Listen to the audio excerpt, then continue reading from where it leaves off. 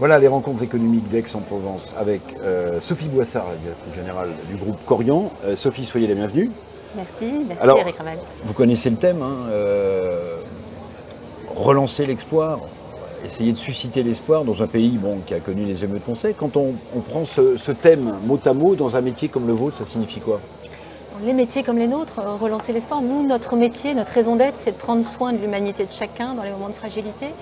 Et je crois que tous les jours, nos collaborateurs, chacun d'entre nous se dit qu'il fait œuvre utile.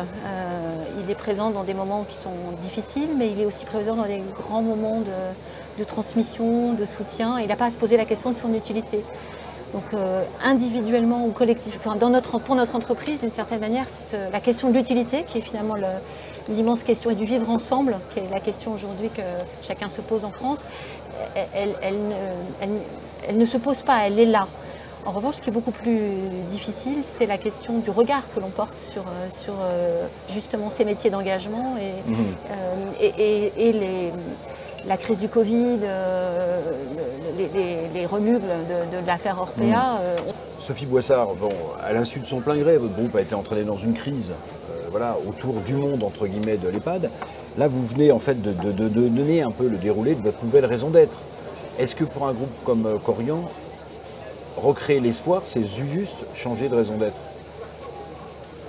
Pour un groupe comme le nôtre, qui d'ailleurs aujourd'hui s'appelle désormais Clariane, Clariane c'est Corian, Inicea, Petit-Fils, tous nos métiers et toutes nos formes de réponse à cet enjeu des fragilités, des maladies chroniques. Le premier des sujets, c'était très clair sur nos valeurs. L'affaire Orpea, c'est l'affaire d'une équipe qui a visiblement complètement défailli en termes d'éthique, de morale des affaires, de pratique. Ce n'est pas un métier. Ce n'est pas une activité qui est en faute, c'est une équipe à un moment donné. Et donc c'était d'autant plus important pour nous, qui faisons le même métier largement, d'être très clair sur nos valeurs, ce que nous voulons pour les patients, les personnes qui nous font confiance, pour nos salariés, ce à quoi nous nous engageons. Et c'est tout le travail qu'on a mené depuis maintenant plus de 2 ans, qui nous a amené à bien définir la raison d'être commune à nos métiers, prendre soin de l'humanité de chacun dans les moments de fragilité, et à définir avec nos collaborateurs, avec les associations de patients, avec les élus locaux, un certain nombre d'initiatives communes qui permettent de montrer ce qu'au quotidien on apporte.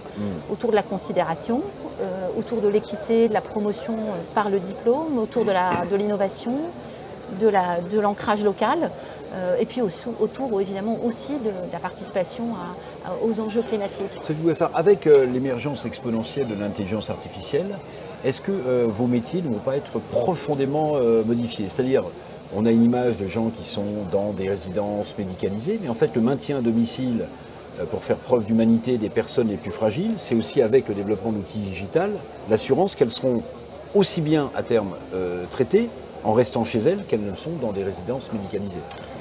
Alors je pense qu'effectivement l'intelligence artificielle et le digital, c'est une opportunité énorme. D'abord, nos métiers en tant que tels, nos métiers du soin, pour le coup, ne sont pas substituables. On ne mettra jamais des robots. C'est des métiers de l'émotionnel, de la présence.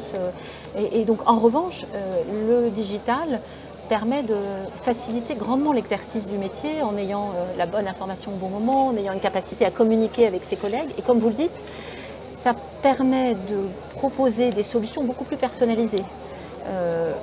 Dans certains cas, ça va être l'accueil dans un environnement protégé en établissement et ça reste une solution nécessaire. Donc ça va évoluer, ça va bouleverser. Ça va à la fois bouleverser, oui. ça va faciliter, ça va rendre plus sûr et effectivement ça va bouleverser. Dernière question, Sophie Boissard. Vous êtes dans un secteur, attention de main-d'œuvre, s'il en est. Vous avez résolu vos problèmes, parce que là, tous les secteurs demandent de la main-d'œuvre. Et vous en demandiez beaucoup, je me souviens. Aujourd'hui, les besoins devant nous, c'est 30% d'augmentation des besoins dans les 10 ans qui viennent. Il faut doubler le nombre de professionnels de santé formés chaque année.